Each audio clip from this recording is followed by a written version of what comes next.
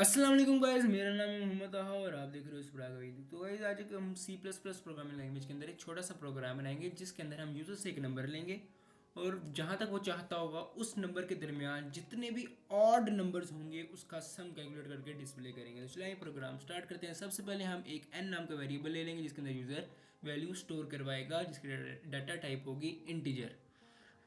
Then हम एक int data type का सम नाम का वेरिएबल ले लेंगे जिसको शुरू में ही हम जीरो इनिशियलाइज कर देंगे।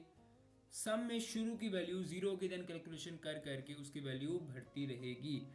स्क्रीन पे शो होगा enter a number, user number enter कर देगा और फिर देन फॉर लूप लगेगा। फॉर लूप के अंदर int I is equal to one, यानी कि शुरू में आई की वैल्यू वन होगी। प्रोग्राम की वैल्यू शुरू में वन रखी गई है। प्रोग्राम तब तक चलेगा जब तक वो एन के बराबर या एन से छोटा नहीं होता, तब तक वो प्रोग्राम चलता रहेगा। देन स्टेटमेंट आएगी।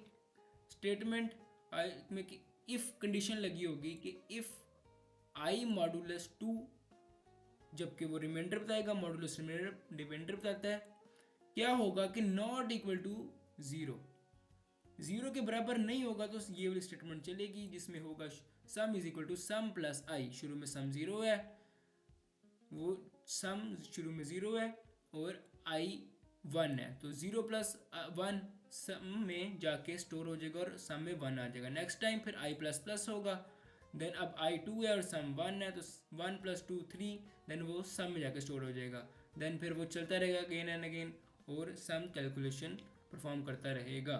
फिर एंड में लिखाएगा cout sum of all numbers is, double quotation के अंदर तो एज इट इज लिखाएंगे और सम फिर डबल कोटेशन के बगैर, यानी कि इसकी वैल्यू आ जाएगी सम की।